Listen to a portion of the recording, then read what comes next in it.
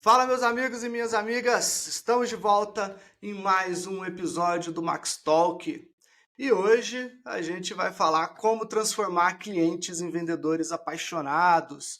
Pô, esse assunto é um assunto extremamente importante. Eu sempre falo que não existe vendedor melhor do que um cliente satisfeito com o seu negócio. É exatamente sobre isso que a gente vai falar hoje, né? Então a gente vai mergulhar nesse conceito que, cara, é um conceito que eu adoro, é um conceito extremamente valioso no mundo dos seus negócios, porque é um cliente que chega aí para sua empresa, que vem através de defensores da sua marca e principalmente é um cliente que muitas vezes custa muito, muito, muito barato para o seu negócio. É um cliente que chega com a jornada de cliente já mais curta, já preparado, e o seu vendedor muitas vezes tem um trabalho muito tranquilo de só tirar pedido e fazer essa venda. Então, a gente vai falar sobre isso. Sobre isso, muitas pessoas conhecem isso como marketing boca a boca, né? E essa ferramenta é uma ferramenta ultra poderosa que está à disposição de 100% das empresas, é, e é uma ferramenta que funciona, sei lá, talvez desde a época de Cristo, talvez até antes do que isso. Pode-se dizer que desde que inventaram o dinheiro, talvez. Enfim, deve ter muito tempo isso, não conheço o ponto histórico disso. Talvez nosso convidado conheça um pouquinho do ponto histórico de onde surgiu isso, mas fato é que estudos mostram que as pessoas tendem a confiar muito mais na recomendação de amigos e familiares do que qualquer outro tipo de publicidade e tudo mais, né? Então, a gente vai falar exatamente sobre isso hoje e eu trouxe aqui o Marcos Dias para conversar comigo. Ele que é um especialista em gestão estratégica de negócio, com foco na centralidade do cliente. Em 2021, ele foi eleito como um dos top 3 profissionais de experiência e sucesso do cliente no Brasil pela CSX Week Award, e um dos 100 melhores estrategistas globais em sucesso do cliente pela Success Coaching. Caraca, brabo demais, Marcos, seja muito bem-vindo, cara. Muito obrigado aí por ter aceitado o convite, conversar aqui com a gente. Fico muito feliz aí com essa jornada e eu queria que você se apresentasse para todo mundo aí da forma que você gosta de se apresentar. Show, show. Bom, eu que agradeço o convite, é um prazer estar aqui com vocês e com o time da MaxBot. Vamos fazer esse podcast aqui um verdadeiro bate-papo sobre experiência e sucesso do cliente para a gente trazer valor para essa galera que está nos ouvindo e a gente conseguir melhorar a experiência de consumo do Brasil, né? A gente está precisando. Bom, meu nome é Marcos Dias, eu sou formado em administração de redes de computadores e tecnologia, então eu venho do mercado de tecnologia há um bom tempo. Eu gostava mais de escovar os bits quando era um pouco mais novo, e depois eu vim me aventurando no mundo dos negócios até o bichinho das startups me picar em 2012. Foi quando eu comecei a conhecer esse Esse, conceito. esse, é, esse é venenoso, viu? Depois que pica, já era, bicho. Cara, e aí eu comecei a conhecer sobre esse conceito de Customer Success, experiência do cliente, em 2012. E comecei a ouvir falar, mas eu não imaginava o que era isso, não sabia de onde vinha, se era de comer, se era um processo, o que era. E eu fui navegando junto com o mercado, aprendendo um pouco, até descobrir em 2020, 2021 a verdadeira essência disso. Então quero trazer um pouco dessa experiência que eu tive para vocês. Legal. Eu queria que você contasse aí um pouco, você já começou a introduzir ali, né? Mas eu queria que você contasse um pouco da sua trajetória ali, né? Onde você já passou, as empresas que você já trabalhou, o que você fez ali já nessa área aí para poder criar clientes defensores aí. Vamos começar a introduzir esse assunto que a gente tem bastante coisa para a gente conversar ainda. Legal, legal. Bom, a minha carreira começou finalzinho de 2008, trabalhando no mercado de tecnologia. Então, eu trabalhei em algumas indústrias de serviço, como contabilidade, engenharia. e eu era a pessoa responsável pela administração do parque tecnológico dessas empresas. Em 2012, eu entrei para a Sambatec, foi a minha primeira startup, a minha primeira experiência famosa. O CEO fundador Gustavo Caetano, grande amigo, um abraço. E eu comecei nessa startup na área de atendimento ao cliente. Na época eu já era certificado em ITIL, né, no framework de gestão do ciclo de vida de serviços de tecnologia. Então eu entrei para essa startup com a missão de reestruturar toda a área de atendimento para oferecer melhor atendimento e serviço para os nossos clientes. Depois de um tempo, eu trabalhei aproximadamente uns 4 anos na Sambatec, eu fui evoluindo lá dentro e no final eu já tinha assumido a operação da América Latina. Então eu trabalhei em diversos projetos na Colômbia, na Costa Rica, no Peru. Foi uma oportunidade bem interessante. Lá eu pude também mudar de áreas, né? Então trabalhei como arquiteto de solução, trabalhando junto com o time de tecnologia para desenvolver soluções para os clientes, vendedor, um pouquinho no marketing, um pouquinho de operações, um pouquinho de processo, e a gente foi desenvolvendo essa skill generalista, né, de conhecimento. Passando da Sambatec, eu voltei para o mercado tradicional e aí eu fui trabalhar em empresas como a BHS Sistemas, uma empresa de Belo Horizonte focada em outsourcing de profissionais, desenvolvimento de sistema e licenciamento Microsoft. Trabalhei um tempo lá com vendas. Depois eu tive uma passagem rápida também pela WebAula, uma empresa de e-learning, como gerente de projetos.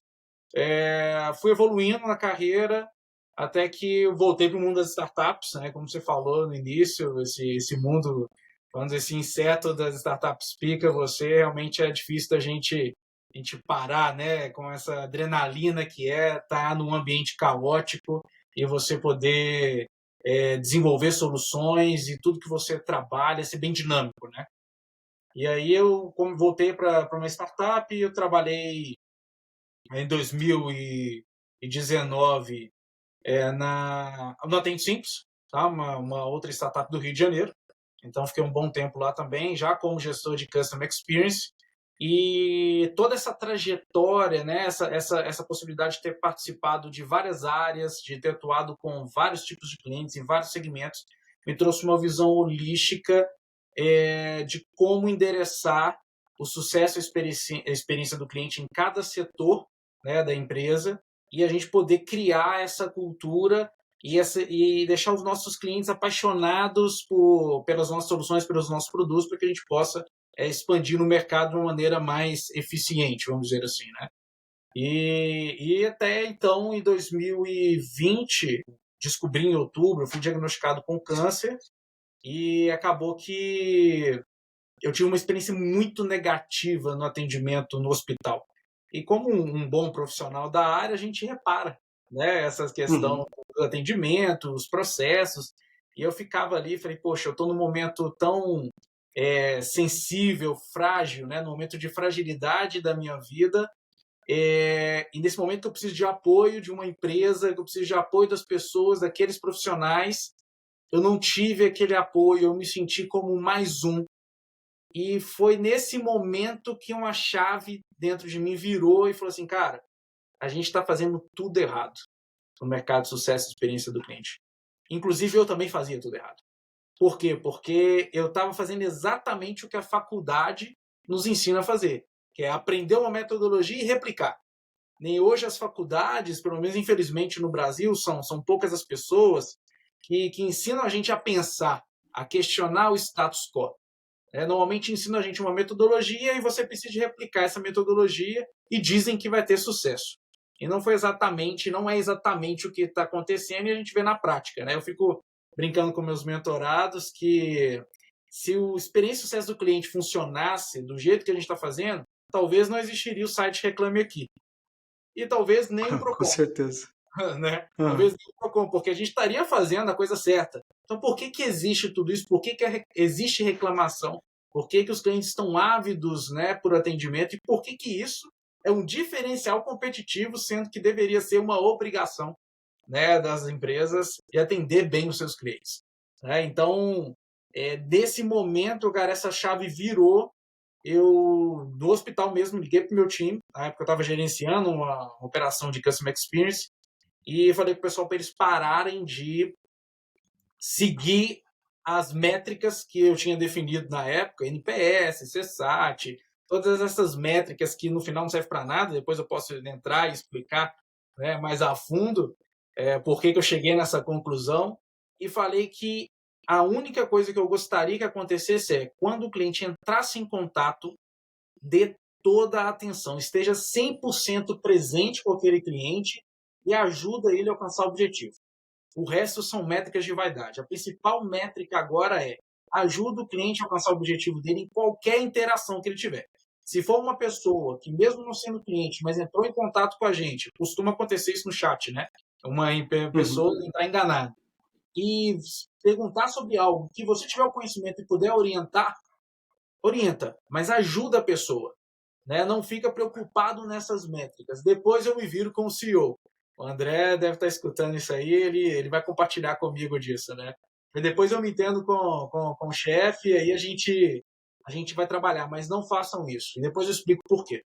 E aí eu passei um tempo lá no hospital, graças a Deus eu tô muito bem, né? Eu continuo aí dentro do processo, mas eu fiquei com essa coisa, falei assim, cara, como que eu posso levar isso para mais pessoas, como eu posso levar isso para o mercado, como é que eu posso expandir? E foi daí que 2021 surgiu, eu fundei a CX Project, uma empresa focada inicialmente, né, em educação, treinamento e mentoria, né, para profissionais da área de Customer Centric, e até que a gente depois expandiu o braço de consultoria e a gente está ativo aí no mercado, crescendo, indo muito bem. Então, isso é um pouco da trajetória do Marcos. Caraca, que bacana. E é muito legal essa trajetória porque a gente costuma empreender, né? Porque acabou que você teve uma trajetória toda como colaborador, né? Trabalhando para outros empresários, trabalhou ali na Sambatec, que eu conheci, visitei a empresa, né? Eu fui com a missão do Sebrae, conhecer a empresa lá em BH. A Atende Simples, que a gente é cliente, inclusive, a gente usa a solução Atende Simples aqui e tal. E daí depois você passou a empreender por causa de uma dor que você sentiu, né? Então, pô, você teve a experiência ruim com atendimento ali no hospital e tal, e você falou, você teve o estalo, né? Oh, acho que eu preciso fazer alguma coisa para poder melhorar essa situação, né? Já consegui ajudar tanta empresa que eu passei e agora eu preciso ajudar mais empresas e uma forma da gente conseguir escalar a nossa ajuda, né? Empreendendo. Não tem outra forma da gente fazer isso. E é muito legal, porque a gente vê várias pessoas sempre procurando empreender na dor, né? Durante a pandemia, que infelizmente um monte de pessoas perderam seus empregos, foi também um recorde de registro de CNPJs, porque muitas pessoas passaram a empreender na dor, né? Precisava faturar, então começaram a fazer comida em casa e trabalhar com delivery, enfim, eu acho que isso é sempre uma coisa muito do brasileiro, assim, né? Eu não sei se outros países também acabam fazendo muito disso, mas o brasileiro sempre acaba empreendendo na dor. E eu fui para o atendimento ao cliente muito por causa disso também, de saco cheio de não ser atendido pelo WhatsApp ali, e acabei fundando a MaxBot, porque assim, cara, eu preciso fazer uma ferramenta que funciona, bicho, porque ou os caras não atendem direito, ou a ferramenta que esses caras contratam não presta, né? E daí as duas coisas. Aí eu fui desenvolver, fui fazer e tal, e assim, não, agora eles têm uma ferramenta no mercado que presta, agora eu preciso fazer com que eles façam um atendimento direito também, porque senão as pessoas vão achar que a minha ferramenta é que não presta, né? Mas entrando no assunto aqui de ter os clientes defensores da marca ali, por que você acha que é tão valioso a empresa investir nisso, assim, né? Porque não é tão simples do tipo, eu só vou melhorar o atendimento e meu cliente já vai virar um mega defensor ali da minha marca, um super advogado, né? Por que você acha que é tão valioso uma empresa investir nisso e transformar esses clientes em vendedores ali? Queria ouvir um pouquinho a sua opinião sobre isso. Legal. Assim, na verdade, cara, assim, eu sou uma pessoa que desde depois das minhas experiências mais negativas, acho que dali que vem a força e vem o estalo para a gente movimentar e mudar, eu comecei a questionar muito o status quo do mercado, tá? E aí eu me arrisco e ouso a dizer que, na verdade, é simples. É simples, sim, de desenvolver, e nós, como seres humanos, temos um pouco da tendência de dificultar as coisas, né? De fazer o que tem que ser feito por N motivos, né? Não importa as razões que te levam a não fazer o que precisa ser feito. Mas a verdade é que a gente não faz. A gente procrastina muito o que deve ser feito em prol de qualquer outra necessidade. Mas por que é importante a gente trabalhar esse processo e fazer com que essa fidelização ela seja algo natural e não forçado, né? O primeiro ponto é que, normalmente, tirando, com exceção das empresas sem fins lucrativos, ONGs, etc., a empresa nasce para gerar lucro. Uma empresa hoje no mercado, qualquer tipo de empresa, qualquer mercado, ela sem clientes, ela deixa de existir. Isso é muito simples. Ou seja, se eu não conseguir vender, eu não vou ter faturamento, logo eu não pago conta, logo eu não existo.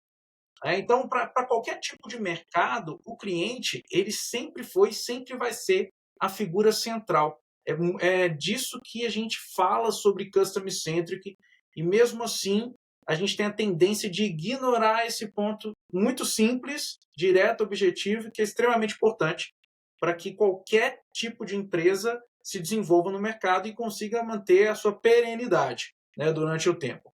Então, quando você coloca, não é colocar o cliente no centro, é você ser o centro do cliente. Ou seja, é você oferecer soluções que atendam às necessidades dos clientes. Toda empresa nasce e ela se mantém no mercado para resolver uma dor. A gente está falando de dor, a gente está falando, né, de desafios, e o ser humano ele se move muito através de dores e desafios. Uma vez que eu desenvolvo um empreendimento, eu estou resolvendo uma dor. Vamos pegar, por exemplo, uma padaria. Existe uma dor com aquela padaria dentro daquele conceito, né, daquele bairro, ela está resolvendo essa dor. Então, uma vez que eu estou resolvendo essa dor, eu estou atendendo uma necessidade real de um cliente. Se eu atendo uma necessidade do cliente, eu automaticamente estou gerando valor para esse cliente. Então, é até interessante, porque eu estava participando de algumas palestras internacionais e eu perguntei para um dos palestrantes, assim, ok, como é que vocês mensuram? Como vocês estão gerando valor para o cliente? Falou, e na verdade ficou bem confuso, ficou bem solto, e eu comecei a perceber que as pessoas têm dificuldade, né, de explicar o que é gerar valor. Isso é o que eu mais tenho visto em palestras, o cara sobe no palco, fala uma hora e não fala nada. E não fala nada. Um negócio confuso danado, você vai lá, não entende nada e todo mundo bate palma, mas bate palma porque tem que bater, porque ninguém entendeu nada também. Exato, e às vezes é pelo show, né, do momento, e aí um bate palma e a gente vai no efeito manada e bate palma também, mas às vezes não sabe nem por quê. Mas isso aconteceu e eu comecei a perceber que as pessoas estavam com dificuldade, cara, dos fundamentos. E foi uma coisa que eu levo de um curso que eu fiz na Universidade Federal de Minas Gerais. Um dos professores, ele tinha questionado muito a gente, né, no início do curso, falando sobre os fundamentos. Aonde vocês buscam os conhecimentos? Vocês buscam nos conhecimentos clássicos, nos autores clássicos? Vocês vão nas bibliotecas? Ou vocês pegam um blog na internet, escutam um vídeo, assistem um podcast? Mas de onde está vindo esse fundamento que vocês possuem? E eu vejo que muita da nossa formação hoje ela está muito superficial. Tem muita gente especialista em não saber fazer as coisas bem feitas. Então a gente fica escutando esses especialistas o tempo inteiro, e é um perigo, porque você não sabe de onde está vindo aquele fundamento. E a geração atual também não está querendo buscar se aprofundar mais sobre aquele determinado tema. Então a gente está tendo aí um descompasso entre conhecimento, experiência e profundidade.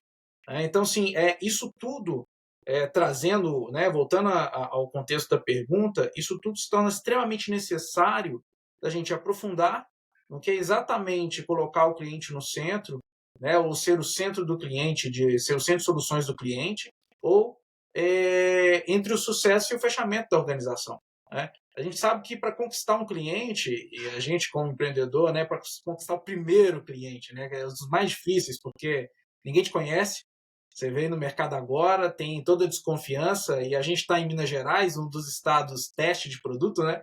É muito difícil vender aqui, e se vender aqui, cara, funciona em qualquer parte do mundo. Você vende para qualquer um. Se Vende. vender para mineiro, você vende para qualquer um. Exato. Então, assim, como é muito difícil conquistar o primeiro cliente, é muito difícil também você manter ele, porque a linha de confiança ela é muito tênue. E basta você não dar um atendimento bom para esse cliente para ele poder pensar, cara, acho que eu posso trocar essa solução aqui, porque igual essa solução tem outras, tem várias no mercado. E como o nosso mercado de tecnologia, assim como outros mercados, acaba virando commodity.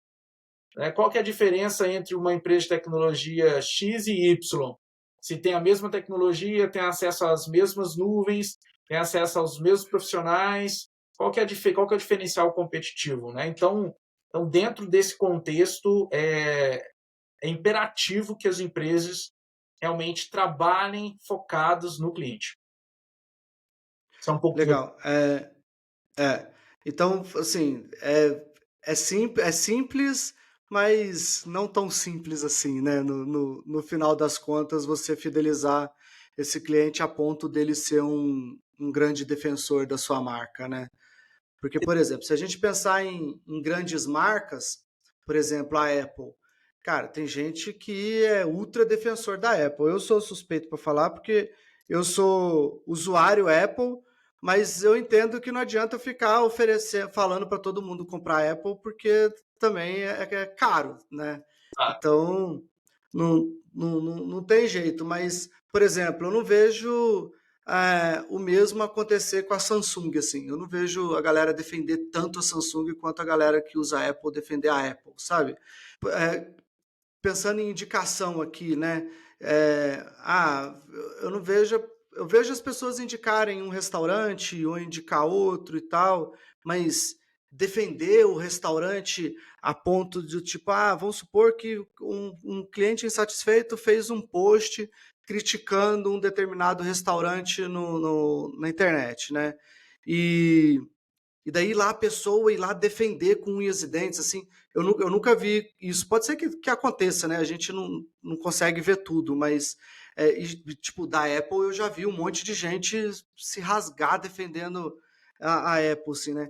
É, tem como a gente criar, sei lá qual que é o adjetivo que a gente vai dar para isso, qual que é o verbo que a gente vai dar para isso, para a gente criar esse defensor da marca, como a gente tem, por exemplo, os defensores da Apple, ou defensores de algumas outras grandes marcas aí. Tem como a gente criar essas pessoas, fazer um trabalho dentro da nossa base de cliente para poder criar essa cultura de defesa, assim?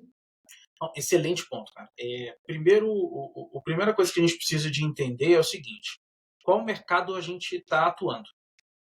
A Apple, ela está no mercado B2C, né, voltado ali para o varejo, nas grandes maioria das suas soluções. Quando a gente está falando de produtos Apple, né, Uhum. smartphone, smartwatch, computadores, etc. Esse é um tipo de mercado e tem as suas características e as suas peculiaridades nesse processo de centralidade do cliente, né? Tem um mercado que a Apple também atua, que ele é pouco talvez divulgado, mas no mercado enterprise, onde oferece equipamentos para estúdios, etc., alguns serviços também. Mas essa criar vamos dizer assim, essa legião de fãs como a Apple criou, no meu entendimento, ela é mais factível em mercados de massa, em mercados que exista um produto palpável. Tem que ser algo que o ser humano pegue, tá? Para que Entendi. haja essa defesa. No nosso contexto, no mercado de serviços, o cliente apaixonado muda suas características e muda suas ações. Por exemplo, vou trazer o conceito do mercado do restaurante que você falou, né? No mercado de restaurante. Então, olha que interessante. Por que um pouco mais cedo eu trouxe que é realmente simples a gente trabalhar essa fidelização e criar essa legião de fãs? O cliente hoje tem acesso à informação muito rápido, muito fácil, na palma da mão. Isso já é algo que é largamente discutido, né, no mundo dos negócios.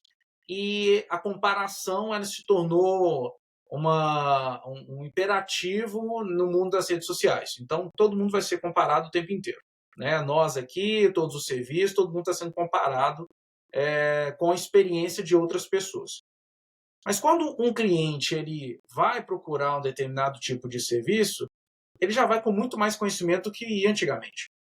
Então ele tem medidas de comparação, ele sabe que tipo de produto ele quer, como ele gostaria de ser atendido. E nesse momento, os clientes eles desenvolvem uma maturidade onde eles começam a entender que eles são únicos. Ou seja, cada pessoa quer exclusividade. Então, isso é uma coisa do ser humano. Então, se a gente está falando de clientes, as pessoas acabam esquecendo, não, cliente, não, são pessoas primeiro. Né? Por trás de todo CPF, por trás de todo CNPJ, existem pessoas. Então, logo, se são pessoas, é o ser existente, eles possuem suas vaidades, seus gostos, suas preferências, e todos nós queremos ser únicos, queremos ser tratados como únicos. Isso faz parte da nossa vaidade, né, como ser humano. Então, dentro desse processo, cara, quando eu vou no restaurante, eu quero ser único. Mas se eu vou lá, por exemplo, numa churrascaria para comer em um rodízio de churrasco, eu estou esperando comer o rodízio de churrasco. Ou seja, eu quero que a carne ela esteja no ponto, que seja uma carne de qualidade, que eu seja atendido bem pelo garçom. O garçom não precisa me chamar pelo nome. Se ele me chamar, maravilha. Agora, se ele não me chamar, tá tudo bem, porque o que eu espero lá dentro é comer um bom churrasco. E é exatamente nesse momento que a gente separa o joio do trigo.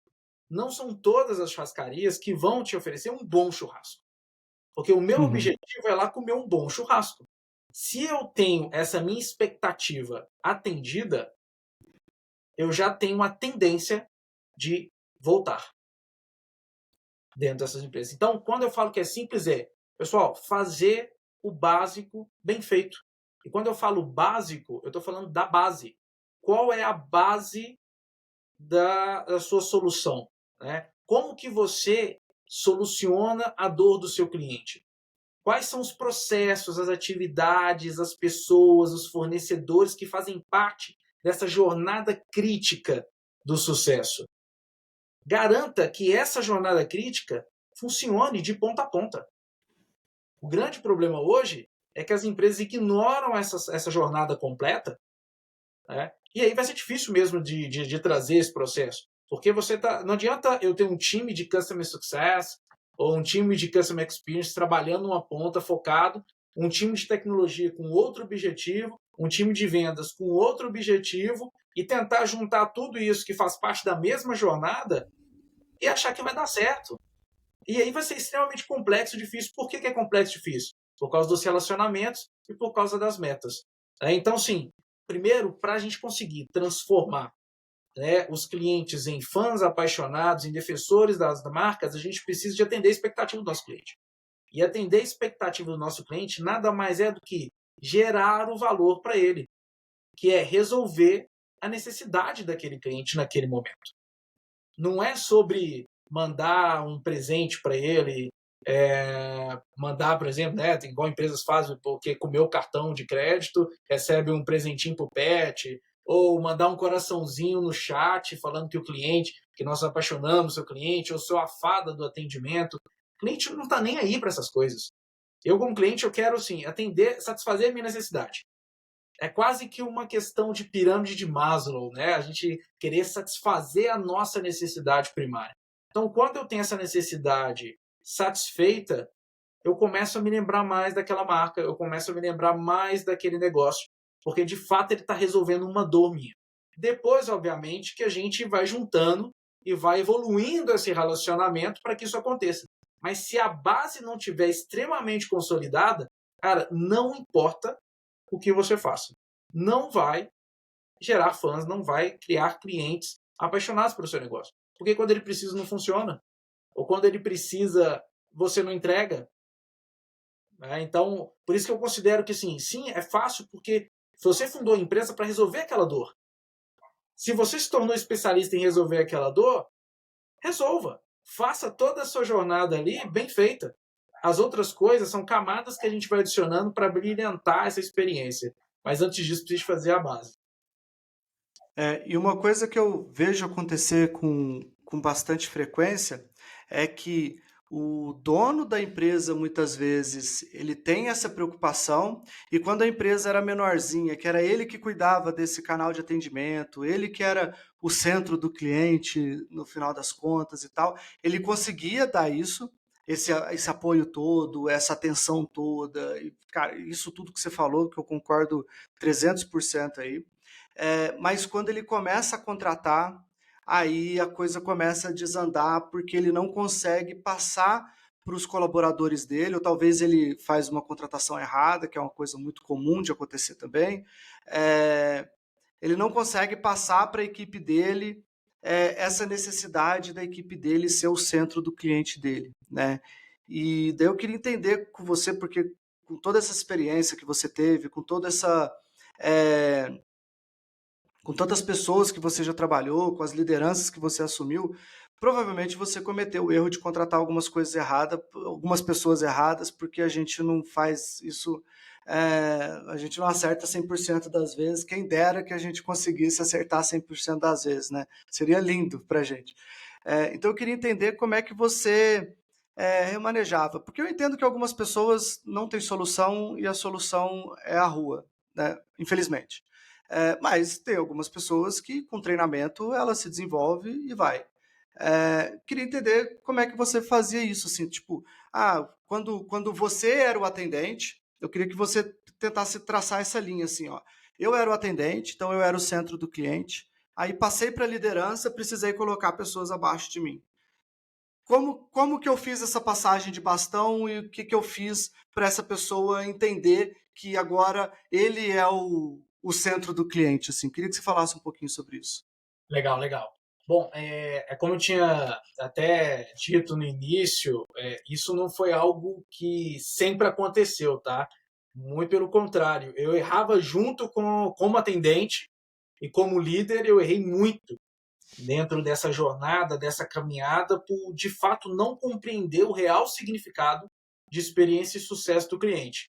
E tá Então, tudo bem errar, gente. Tá tudo bem. O erro faz parte do aprendizado, né? A gente não nasce e sai andando da barriga da mãe, não. A gente cai um monte de vezes até. A gente vai andar de bicicleta até tirar a rodinha, mesmo assim que tira a rodinha, a gente cai um monte de vezes. Esses são os erros que a gente comete quando é pequenininho. No trabalho não tem rodinha, né? Então a gente vai cometendo esses erros também. E tá tudo bem. tá tudo bem, cara. E assim, e a gente vai de cara no chão, né? Em muitos desses erros, assim. Isso, às vezes são Total, total. complexos pra gente. Mas e isso que me traz talvez uma autoridade para ver exatamente como eu fiz essa passagem de bastão e exatamente onde eu errei. Então, sim, a primeira coisa que eu vi onde eu estava errando era eu não entendi exatamente o que era experiência e sucesso do cliente. Eu sabia o que o mercado sabia. Né? Eu estudava o que o mercado estudava. Eu usava os frameworks, os métodos, metodologias e plataformas que o mercado utiliza até hoje. Então, ou seja, eu era mais um defendendo, levantando a bandeira de Customer Success e Customer Experience sem saber. Por não saber, eu dava a mesma doutrina para as pessoas que estavam abaixo de mim. Logo, a experiência não era positiva. Marcos, mas você não alcançava meta, não batia meta? Cansei de bater meta de CSAT, meta de NPS, atendimento, todas as métricas de negócio, batia todas as métricas. Mas isso não queria dizer que eu sabia exatamente o que era experiência e sucesso do cliente, e não queria dizer que meu cliente estava satisfeito. O fato de eu bater metas dentro da companhia não quer dizer que isso afeta necessariamente ou diretamente a experiência e sucesso do cliente. Até porque às vezes a meta está enviesada também no erro, né? Então, Sim. porque assim, se você está seguindo a metodologia, aquela meta está ligada à metodologia. Logo, você vai bater a meta da metodologia que você está usando, né? Então, não tem Exato. jeito.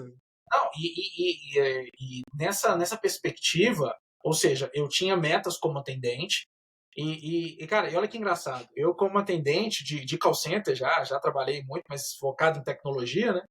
Eu tinha métricas de TMA, para que o pessoal sabe, é tempo médio de atendimento. Aí chegava lá o pessoal da qualidade, de outros setores, ou gerente, gestor, falava assim, galera, o nosso TMA, o tempo médio de atendimento, é de 6 minutos.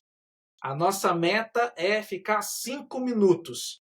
Aí todo mundo, vamos lá trabalhar, gerar 5 minutos, etc. Isso, obviamente, vai depender de quanto o profissional sabe desenrolar no atendimento, né? Sabe conversar, sabe entender a dor do cliente e o quanto de conhecimento ele tinha sobre os produtos e serviços da empresa, para ele conseguir bater aquela meta. E a gente corria atrás daquilo. Então a gente capacitava, estudava os produtos da empresa, o serviço, a gente ficava com um cronômetro lá na ferramenta de atendimento. Poxa, tá chegando 5 minutos, tá chegando 5 minutos, vou dar um jeito, cara. Cara, então, eu vou registrar aqui sua demanda e a gente entra em contato assim que tiver uma solução. E corria para desligar o telefone. Por quê? Era 5 minutos de atendimento. Batia a meta? Batia a meta. Óbvio que eu batia a meta. E a gente ia arrumar formas, né, jeitos de conseguir sempre bater a meta. Não importava o cliente, o problema era do cliente no atendimento. Era a minha mentalidade quando eu estava lá no atendimento. Falei assim, cara, eu tenho aqui um gerente, eu tenho uma meta no meu pescoço, se eu não bater meta, eu estou na rua, eu preciso pagar a conta. Como é que funciona? Eu tenho que bater meta. E não era sobre experiência e sucesso do cliente, não era sobre atendimento ao cliente, era sobre meta da empresa. E aí eu falei assim, poxa, ok. Cara, os primeiros times que eu liderava no atendimento era com essa mesma metodologia. Porque foi isso que eu aprendi no mercado. Foi isso que o mercado me ensinou. Galera, tem que ter meta, tem que sempre trabalhar para superar a meta, porque só bater a meta não era o suficiente, né? Você tinha que sempre superar ela mais e todo ano ia aumentar e a gente já sabia disso e ficava aquela coisa louca. E os clientes continuam reclamando. Eu tinha cliente reclamando. Dentro do meu atendimento, dentro da liderança, continuava reclamando. Não importava o que a gente fazia. Só que era o mais interessante. NPS, 90 e tantos, CSAT, 95%, 98%.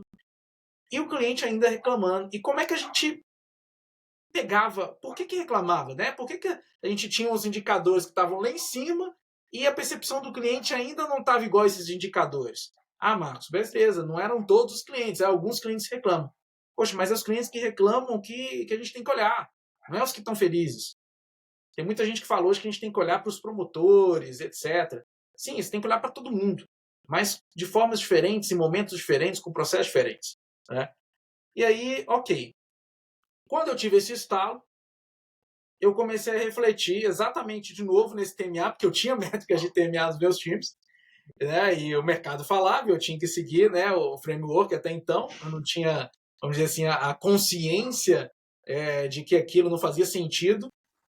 E eu falei, cara, se um cliente liga, então, para mim, e eu demoro 60 minutos para atender o cliente, e eu resolvo a necessidade do cliente, o que a metodologia faz eu fazer?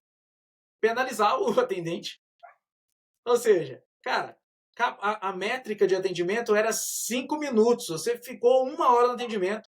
Ao invés de eu, cara, parabenizar, cara, você resolveu, você ajudou o cliente a alcançar o objetivo dele. É isso aí, cara, vamos trabalhar, vamos ajudar. Não, eu penalizava esse atendente, porque a meta era 5 minutos. Aí eu comecei a ver um descasamento entre metas de Customer Success, Customer Experience das empresas e a real satisfação do cliente.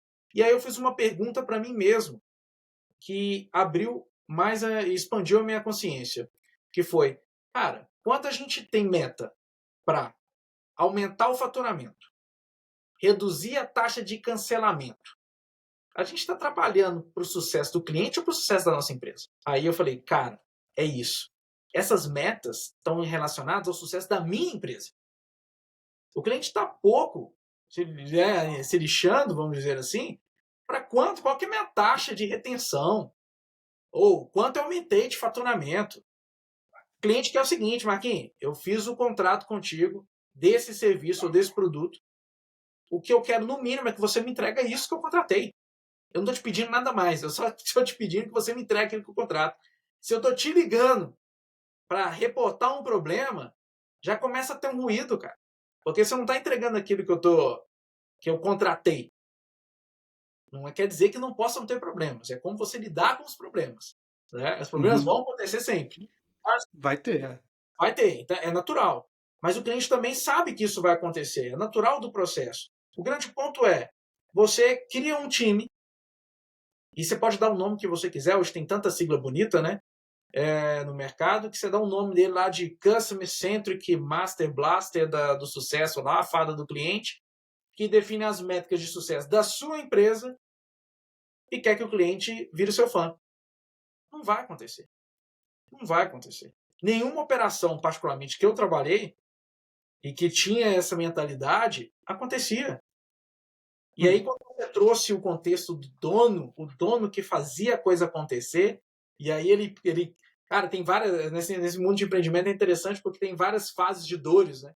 O momento quando a gente deixa de ser o centro do cliente e a gente tem que ensinar outras pessoas a ser o centro do cliente, a gente deixa de ser o centro da nossa empresa e outras pessoas precisam de colaborar com a gente. É difícil, né? Quando a gente vai entregando uma parte do filho, né, para outras pessoas e a gente fica nessa coisa, né, de essa posse, mas Delegar é uma das coisas mais dolorosas que existe numa empresa, que eu ainda fiquei mais de cara, assim, quando a gente começou a delegar algumas coisas que eu gostava de fazer, principalmente, para fazer as coisas que eu não gosto. É isso que é foda, né? Você delega as coisas que você gosta para fazer as coisas que você não gosta. É doído, é doído. E só que o que acontece? Você, de uma forma, como dono, e você era o centro do cliente, que nem todos os donos também são assim, né? Vale ressaltar bastante que tem muita empresa É.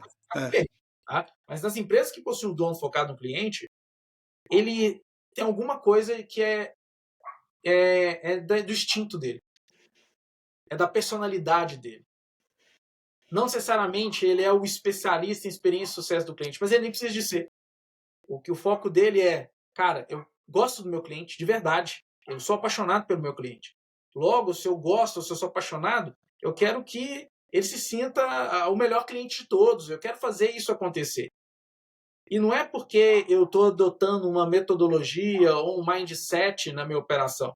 Você pode chamar do que você quiser, desde que você faça o seu melhor para o cliente. Então, isso já é da essência daquele empreendedor.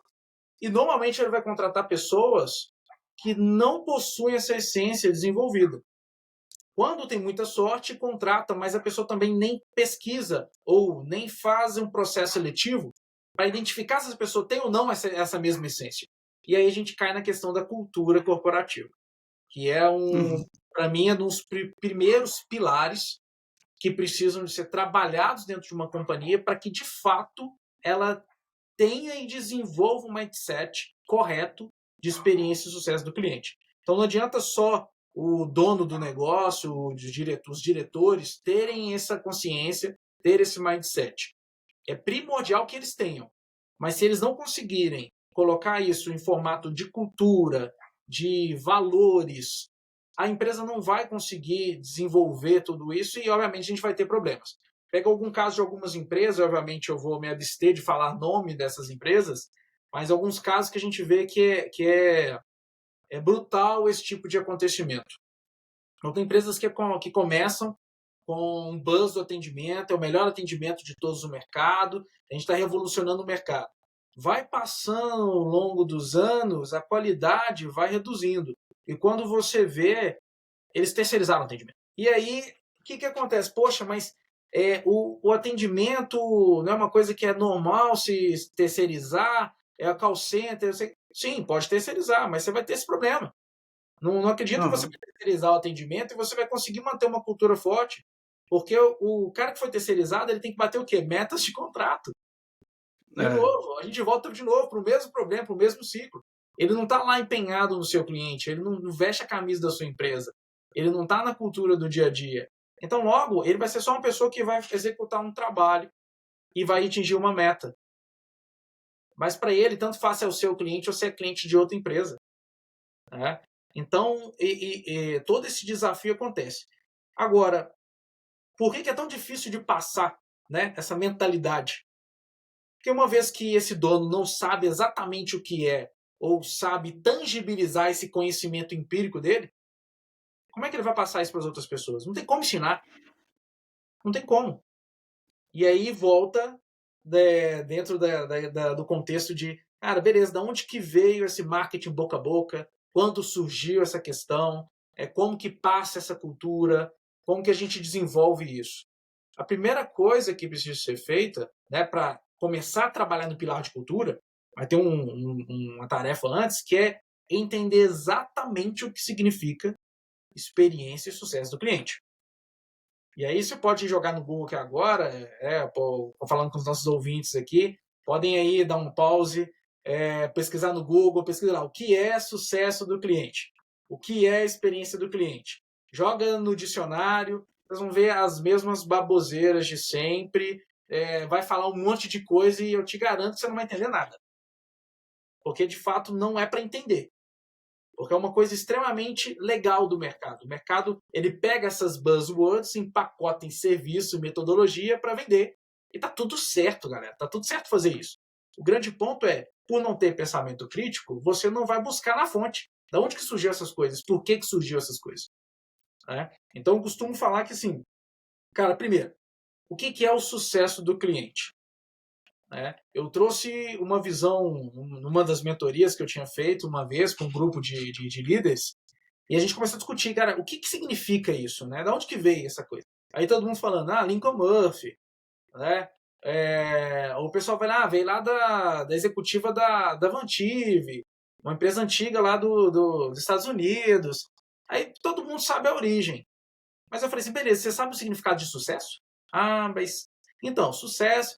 Não, mas para mim é uma coisa, para você é outra. Aí começou aquela discussão. Eu falei, legal, vamos lá olhar no dicionário, o que é sucesso? E a gente começou a ver que simplesmente pegar um contexto de customer success, traduzir sucesso do cliente e colocar no nosso mercado, não funciona. Porque a gente a gente só traduziu, a gente não versionou. Né? A gente não trouxe a versão para o Brasil, para a gente entender o que isso significa. Talvez no contexto de outros países, o Customer Success é algo muito claro para eles, o objetivo. Embora eu tenha minhas críticas relacionadas, né, a essa cultura americana de Customer Success. Mas, cara, o sucesso, o mais importante é a gente entender. Se cada um tem o seu conceito de sucesso, a gente não pode usar isso como uma metodologia ou como um significado para ensinar. Porque cada um vai ter o seu. Então não tem como ensinar algo que é único, que é exclusivo seu. Isso não tem como ensinar. Então eu falei, galera, vamos trocar a palavra sucesso pela palavra objetivo. Quando eu falo de objetivo, eu tenho certeza que o Rômulo vai ter o mesmo significado em mente do que eu vou ter, do que outra pessoa vai ter, do que vocês estão escutando vai ter. Objetivo é objetivo. É algo que a gente quer alcançar. O sucesso é algo relativo, mas objetivo não. Então o objetivo tem sempre o mesmo significado. E eu falei, então, ao invés da gente simplesmente traduzir Customer Success, que é sucesso do cliente, você precisa entender que o significado por trás desse conceito é ajudar o cliente a alcançar o objetivo dele. E por isso que eu toquei no ponto de Customer Success das empresas, porque as empresas fazem o contrário. Eles implementam essa metodologia para alcançar o sucesso dela, não do cliente. Né? Então, ou seja, eu quero vender mais, eu quero reduzir a taxa de cancelamento, quero encher meu bolso de dinheiro. O sucesso é de quem? É do seu cliente? Óbvio que não é. Não podemos ser hipócritas a esse ponto. Então, quando a gente ajuda o cliente a alcançar o objetivo dele, isso é o real significado de sucesso do cliente. E aí vem aquelas frases de mercado, né? O time de Customer Success não é atendimento de luxo, é não sei o quê. E aí, ou seja, são coisas para vender, tá tudo bem, tem gente que gosta disso, né? Mas eu falo assim, cara, é óbvio que é atendimento. Tudo que eu falo que é ajudar o cliente a alcançar o objetivo dele, faz parte. Então quer dizer que se o cliente me liga, ele tem uma necessidade, e eu estou ajudando ele a alcançar, né, esse objetivo, atender a necessidade dele. Quer dizer que isso não é sucesso do cliente? Aonde que não é sucesso do cliente? Né? Então a gente começa a desmistificar e trazer essa simplificação, mas no sentido sofisticado da palavra, né? Que sucesso do cliente é justamente você ajudar o cliente a alcançar o objetivo dele. E aí, quando você vira a chave e entende o significado real por trás do conceito de Customer Success, você para, poxa, agora eu sei como implementar com sucesso na minha área. Então, vamos supor que uma área de faturamento. Quem nunca, na área de SaaS, levante a mão, né, mas não teve a sua conta bloqueada porque, né, ou o seu time bloqueou a utilização do serviço porque o cliente não pagou o faturamento. Não pagou, né, o boleto do mês lá, e você bloqueou a solução e falou, nossa, esqueci de pagar. E você bloqueia sem dó, sem piedade. O time financeiro é isso, né? E eles estão fazendo exatamente o que foram contratados para fazer. Às vezes a plataforma bloqueia no automático também, né? Tipo, a nossa bloqueia no automático, nem tem financeiro bloqueando. Olha só que legal, né? Já bloqueia no automático. Mas, tudo bem. O time financeiro está fazendo certinho. Só que agora, se eu estou focado no sucesso do cliente, imagina esse bloqueio automático no momento de Black Friday. Aí você vai olhar o contexto. Você começa a olhar o contexto do cliente. Então, peraí, será que eu tenho que tratar todos os clientes iguais? Não, você não tem que tratar nem todas as pessoas iguais, você vai tratar todos os clientes iguais, não existe isso. Né? Cada um a gente tem que tratar de forma individual. Eu acredito nisso. Né? Então, por exemplo, se eu estou com um grande cliente, eu faço um bloqueio, ou minha plataforma bloqueia de forma automática, e é um serviço vital, por exemplo, na MaxBot, né? Serviço vital de atendimento, eu faço esse bloqueio justamente na Black Friday, na virada, onde o cara vai faturar milhões, e ele não pagou o boleto porque teve algum erro no processo dele, ou esqueceu, por qualquer outro motivo, você não entendeu o contexto, você bloqueou, ele perdeu milhões de faturamento. Você acha que ele vai ser fiel a essa marca? Você acha que ele vai Não, vender a de sua jeito, marca? Ele não vai estar. de Cara, ele jeito vai nenhum. trocar você no outro dia. Ele vai assim, cara, não tô Uhum. acreditando que vocês fizeram isso. Eu só esqueci de pagar. Eu pago agora à vista. Me fazem que eu faço o Pix. Desculpa, mas você me bloqueou o momento mais importante para mim, que era essa questão da personalização. Né? Só que Uhum. quando o financeiro. Olha você vê, nós estamos falando de um time que não tem nada a ver, entre aspas, né? Até então, com o customer success das empresas. Mas ele entendeu o objetivo por trás desse conceito, dessa mentalidade. Ou seja, cara, então a gente vai bloquear, mas a gente precisa entender o contexto. Não é um problema bloquear, mas entenda o contexto primeiro das coisas. Né? E aí você começa a disseminar isso em cada setor. Então, ou seja, esses conceitos, por exemplo, no iFood, vamos pegar o iFood. A gente tem uma série de atores envolvidos. Né? A gente tem primeiras empresas de celulares, né, de telecomunicações, que permite ali o sinal, né, para fazer o pedido pelo celular, as fabricantes de telefone, né, tanto, para você ver, a gente já começa a pegar atores que a galera nem presta atenção que existe, mas existem. E sem eles, É. o iFood não existiria. Né? As empresas que fornecem o software, as lojas Apple Store, Play Store, e aí você vai baixar esse aplicativo, aí a gente tem os restaurantes, a gente tem os entregadores, tem as pessoas que trabalham no restaurante, que é o cozinheiro, o embalador, às vezes é a mesma pessoa, e está com 1 milhão de pedidos, aí vai embalar seu pedido errado. Se acontece algum erro dentro vamos dizer assim, se diversos atores dentro desse processo, nessa jornada crítica, cara, não vai chegar comida bem para você. E quantas vezes isso já aconteceu? Chega fria, chega aberta, chega derramada porque o motoqueiro vem loucamente pela rua, passa no buraco, ela trepida lá. E assim, tudo isso faz parte da experiência do sucesso. Você acha que o cliente vai ficar chateado com o motoqueiro? Ou com Não, a telefonia? Não, vai ser com o iFood.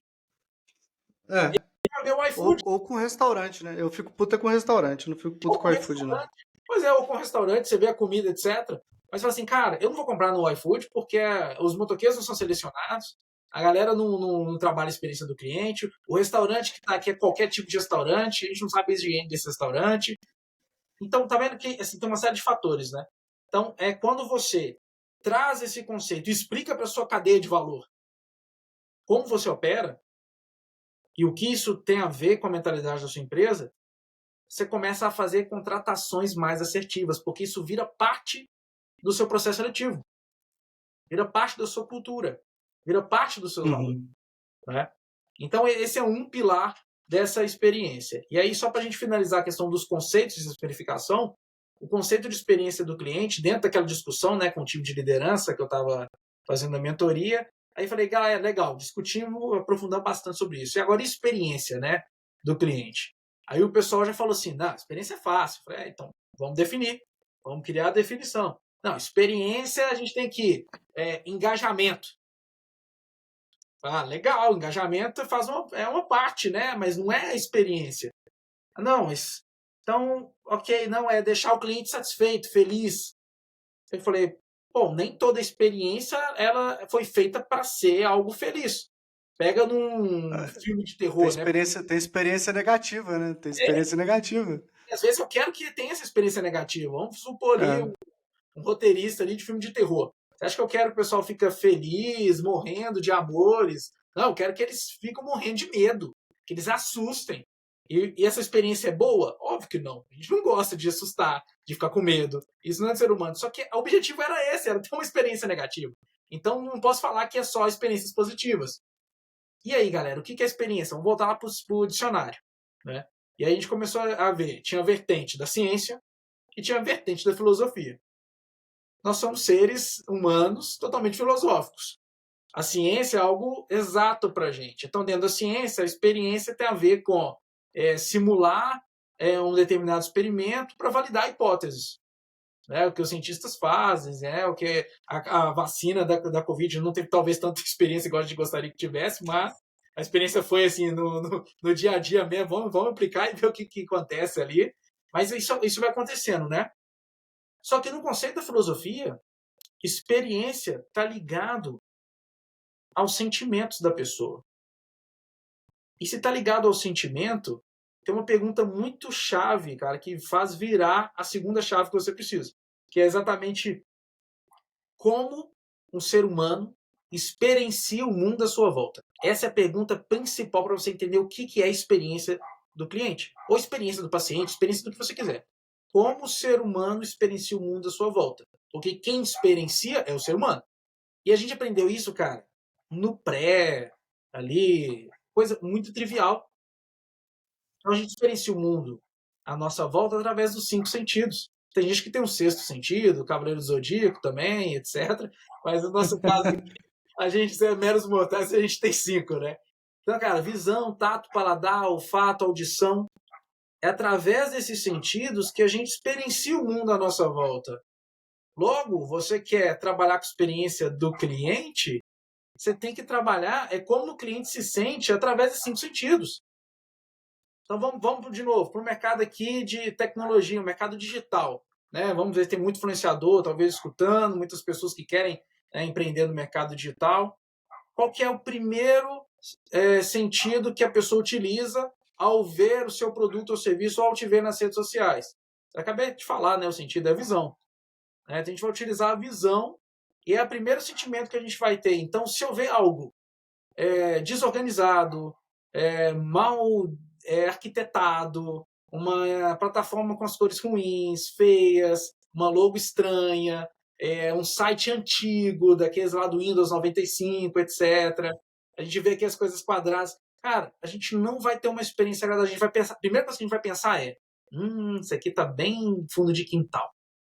Acho que não vou contratar, não. Pode ser uma empresa sensacional, com um serviço fantástico. Pode ser os especialistas do mercado. Mas a primeira sensação que eu tive, o primeiro sentimento, a primeira experiência que eu tive foi com a visão, foi seu site, foi sua rede social. Então, você quer melhorar a experiência do cliente?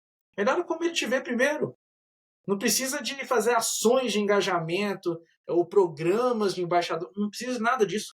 Começa pelo básico bem feito, de novo. Como que o cliente se sente ao abrir o seu site? Já começa por aí. Né? No podcast, por exemplo, as experiências principais são de áudio. Então, se não tiver um áudio bom, quantas vezes eu já deixei de ouvir podcast porque o áudio estava ruim? Tava Poderia ruim. ser um Eu também conteúdo faço mesmo. extremamente rico. Poderia ser o conteúdo que vai mudar o meu jogo. Mas porque o áudio tá ruim, ele tá com eco, eu saio. Eu não consigo, porque foi uma experiência ruim. Então, quando você quiser trabalhar a experiência do cliente em qualquer tipo de negócio, lembra sempre dos 5 sentidos.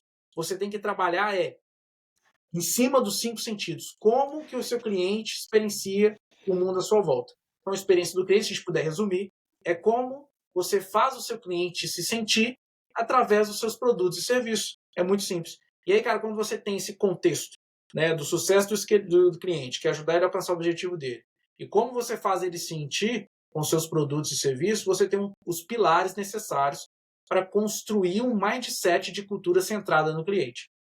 E é através disso que a gente começa a desenvolver. Então, assim, talvez eu tenha fugido um pouco da pergunta, mas eu contei toda essa história porque a dificuldade nossa está em, primeiro, entender o que significa essa mentalidade, tangibilizar esse significado, para depois a gente colocar nos nossos valores e poder disseminar isso durante a empresa.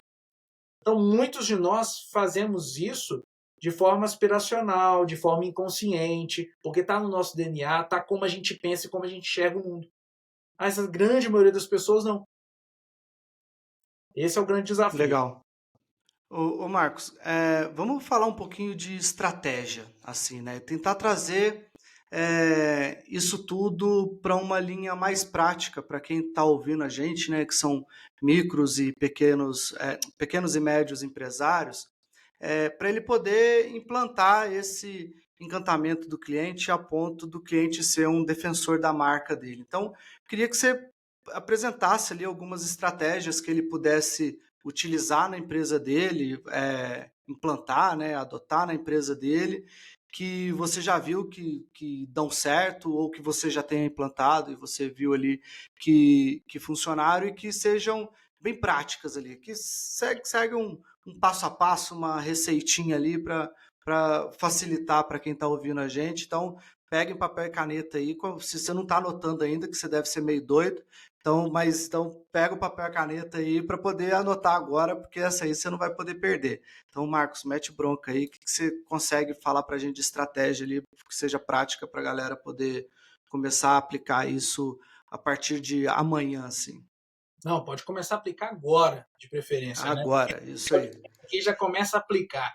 Tá? Então, assim, de forma muito prática, é o que eu faço nas minhas consultorias, é o que eu ensino nos meus mentorados. Eu vou abrir aqui para vocês sem dor nenhuma no coração, porque eu quero ver, na verdade, a experiência ser desenvolvida, né, no nosso mercado. Então, assim, de forma muito prática, a primeira coisa que você precisa fazer é identificar e mapear a sua jornada crítica de sucesso. É a primeira coisa. E como é que eu faço isso, Marcos? Tá. Primeiro vamos definir jornada crítica de sucesso. Jornada crítica de sucesso é quando você gera valor para o seu cliente, você tem um conjunto de atividades, processos, produtos e serviços que resolve a dor do seu cliente. Em conjunto dessas atividades, processos, serviços, você tem os seus fornecedores também. Né? Você tem quem faz parte dessa jornada crítica. Então você vai colocar no papel, pode ser em bullet point, pode ser em quadradinho, no jeito de processo, do jeito que você achar mais fácil. Tá? Mas vai anotando toda a sua jornada. Então, por exemplo, para eu resolver essa dor do cliente, eu faço 1, 2, 3, 4, 5, 6, todos os steps, todos os passos para você chegar na solução. Ah, Marcos, mas isso envolve o marketing, a apresentação do site, vendas? Sim, óbvio que faz parte, porque é como o seu cliente chega em você para resolver aquela dor. Então, isso tudo faz parte da sua jornada crítica de sucesso. Foca só nessa jornada crítica de sucesso, pessoal, porque assim, a sua empresa só existe porque, de alguma forma, você gera valor para esse cliente. E é por isso que ele te paga. Tá? Então, você tem que entender exatamente como que funciona essa geração de valor dentro da sua empresa. Então, mapeou todos os pontos. Aí é hora da gente fazer o que a gente faz em gestão de processo, identificar os gargalos, os gaps. Tá? Então, o segundo passo é, com toda a jornada descrita, eu começo a fazer uma avaliação crítica. E aí, pessoal, avaliação crítica de verdade. Põe um pezinho no chão. Não pensa assim, isso aqui tá legal, o meu cliente falou. Não, não. Faça você a jornada. Passa pelos times, pelos setores, consome o seu próprio serviço, vê como que aquilo funciona, né, de verdade. E aí eu convido os líderes a fazer isso, principalmente o C-Level, porque muitas vezes ele está no dia a dia ali, mas ele não tem, né, a oportunidade de fazer isso. Então acho que é o momento agora de passar por toda essa jornada. Acesse o site, entre em contato com o chat, vê quem que te atende, quanto tempo que leva, quem te atende, como que ele se porta, quais são as palavras, como ele vende a empresa. Depois faz a contratação, vê como que é o processo de contratação, vê como é o processo de onboard, de entrega, e identifica todos os gargalos. Tudo aquilo que você vê que não está alinhado com a mentalidade de sucesso e experiência do cliente que a gente acabou de definir, resolva. Essa é a primeira parte. Por quê? Vem daquele conceito de o básico bem feito. Mas o básico aqui não é básico no sentido da palavra. O básico tem a ver com base. É a base do seu negócio, é a base da geração de valor. Então você precisa garantir que isso não dê errado. Ah, Marcos, mas por que você falou de mapear fornecedores durante esse processo?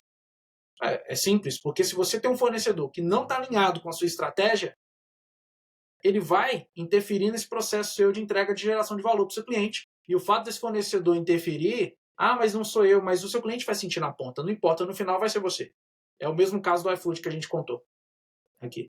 Então, ou seja, faz parte de todo o processo. É importantíssimo mapear. Isso foi inventado hoje. Cara, isso não é novo. Isso já existe há muitos anos. Né? Mapeamento de processo. Ou seja, é clássico, é fundamento. A gente está faltando fundamento no nosso dia a dia. Né? Então, vamos fazer o clássico. Então, o primeiro step, mapeia a jornada. Segundo step, identifica os gargalos. O terceiro step é óbvio, resolva os gargalos. Enderece os gargalos. Obviamente, você não vai conseguir resolver todos. Se conseguir, maravilha. Mas se você não conseguir resolver todos de uma vez, você vai ter que priorizar. É o que a gente sempre faz na gestão dos negócios, a gente tem que priorizar. Vai depender de budget, de pessoa, como essa solução é entregue, de fornecedor. Às vezes você precisa de trocar no fornecedor, mas você está preso no contrato.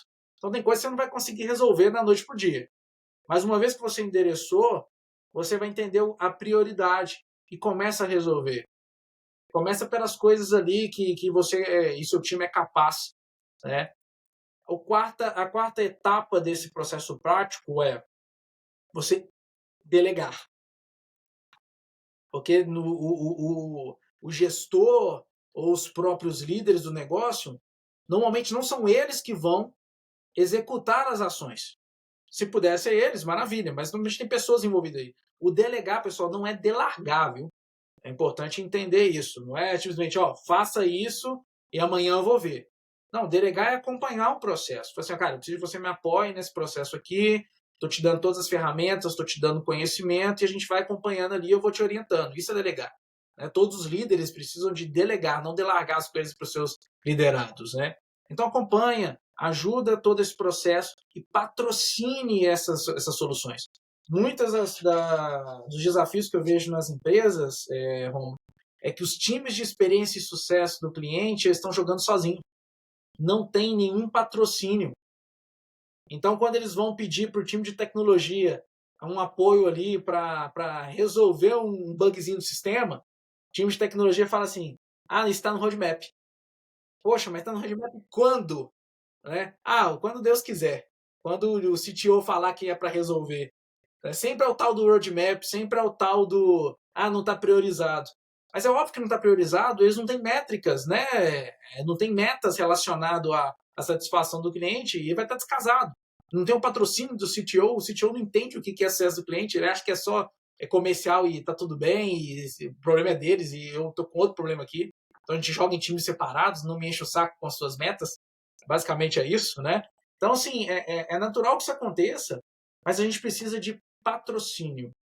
Né? Então, o quinto step último para você fazer acontecer na sua empresa é patrocinar essa virada de chave. De novo, nada complexo, pessoal. Você pode fazer isso sem dinheiro. Tá? De novo, papel e caneta é a melhor tecnologia que tem e nunca vai ficar defasado.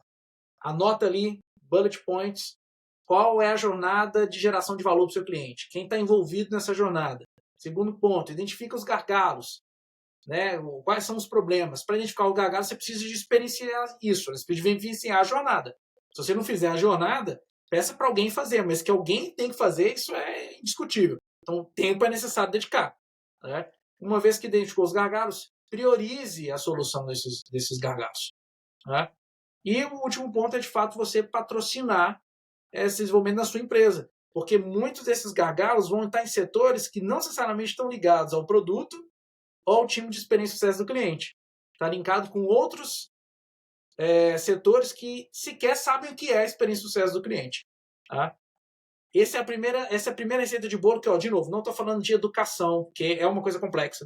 Né? Não estou falando de contratação, porque é algo complexo também. Estou falando de algo que é factível para você pegar e fazer.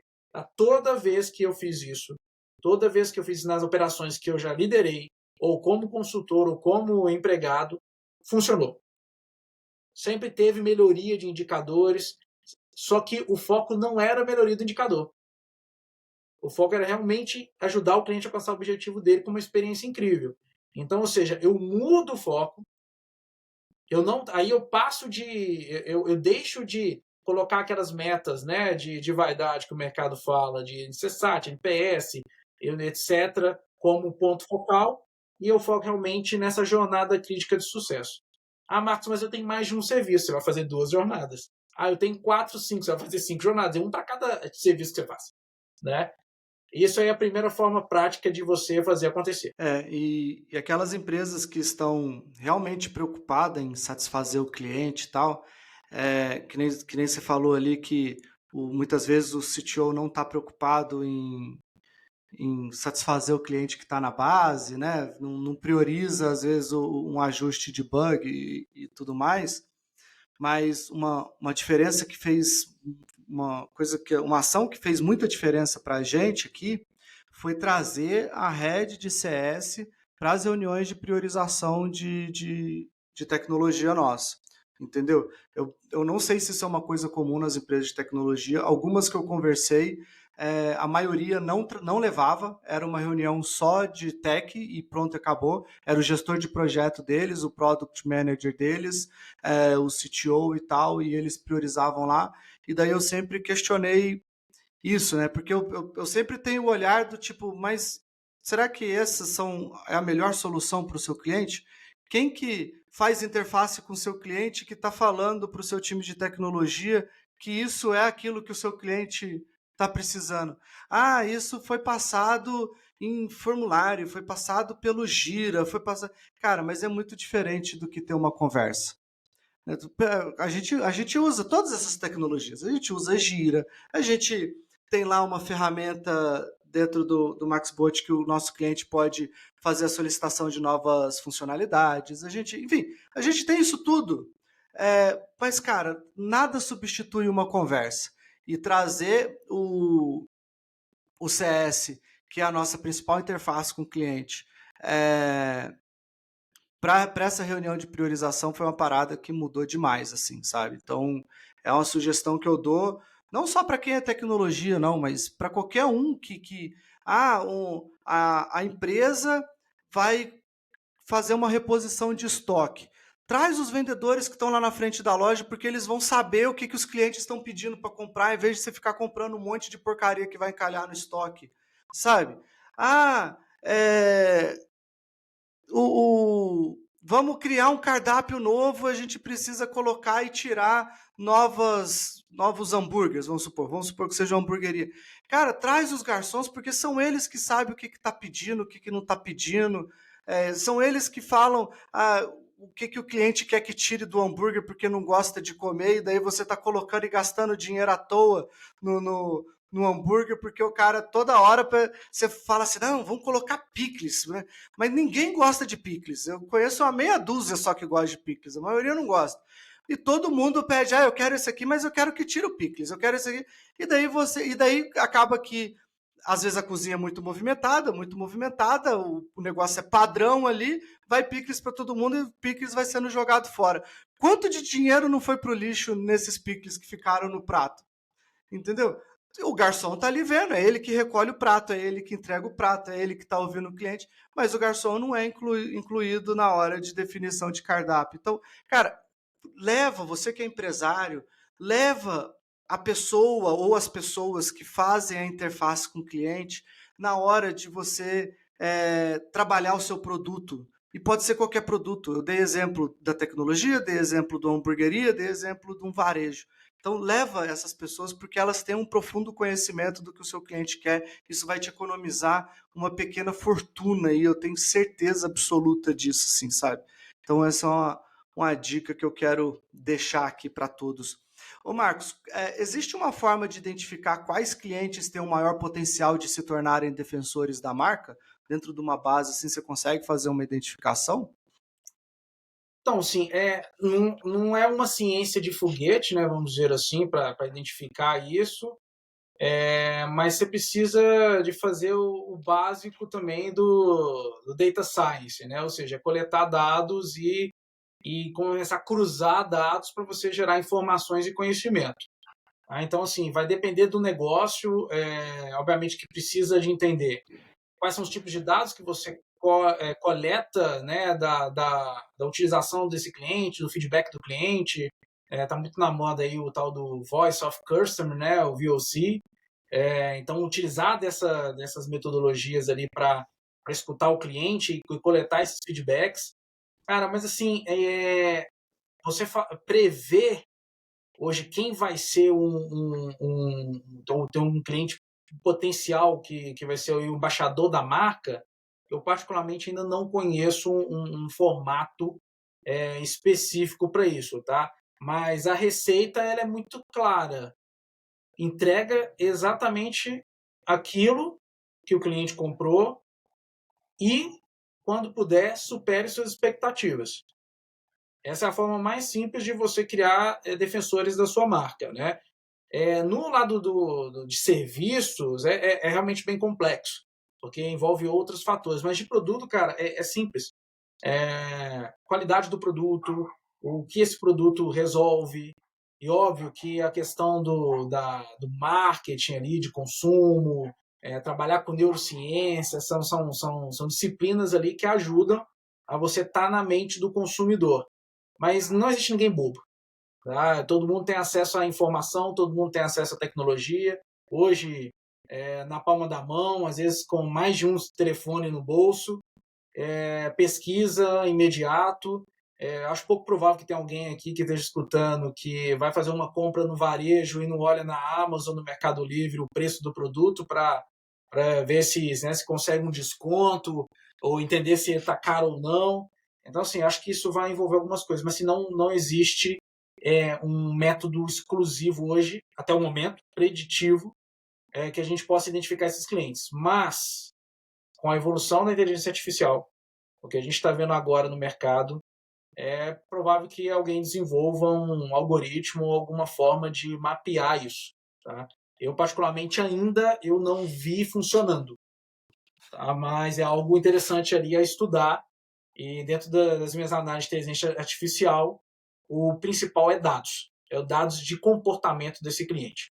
Aí você vai pegar fontes, rede social, o seu programa de VOC, que vai conter análise de atendimento. Cara, atendimento ao cliente é ouro, tem muita informação importante lá dentro, tem muito dado estratégico do negócio e as pessoas não olham para esses dados. Acham que é só um ticket, acham que é só um atendimento qualquer. Não é.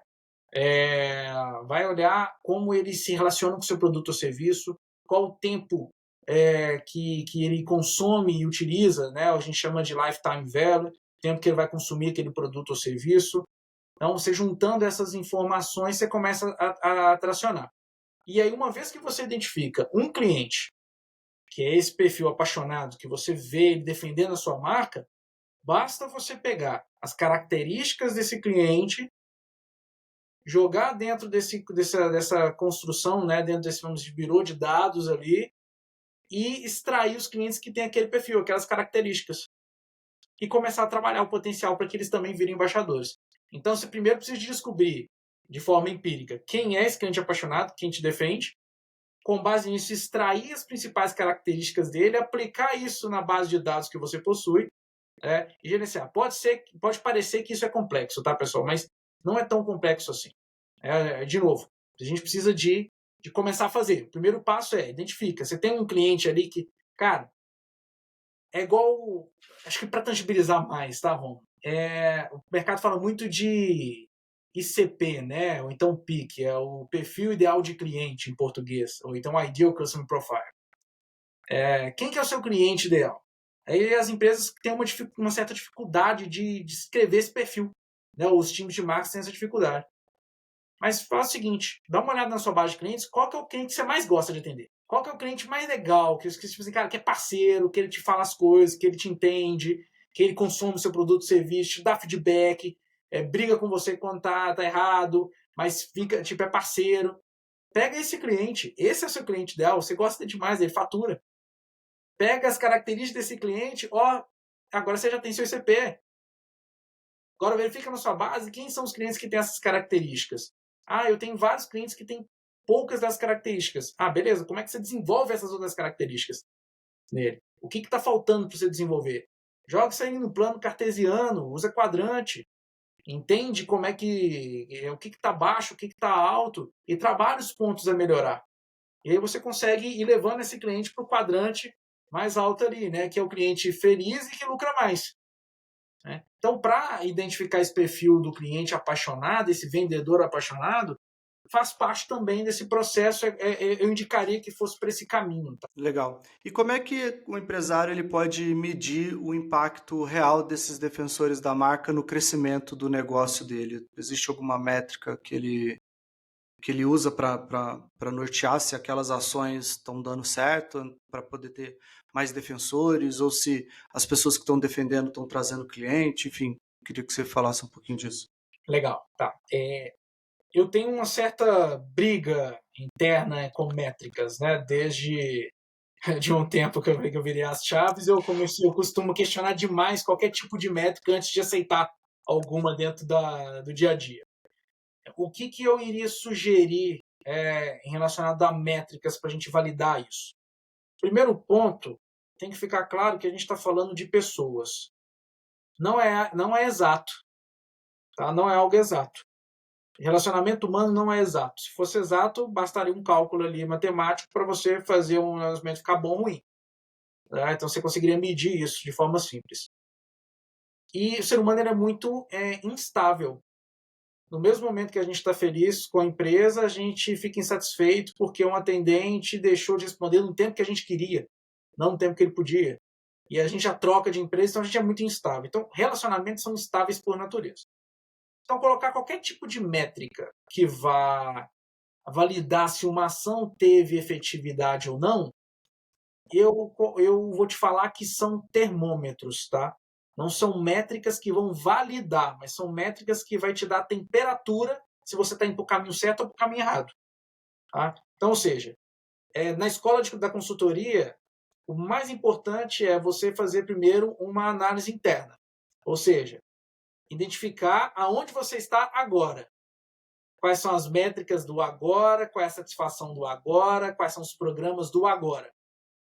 Mapeou, aí você vai fazer todo o processo, né, trabalhar para evolução, você vai tirar as métricas depois que você trabalhou todo esse processamento, né?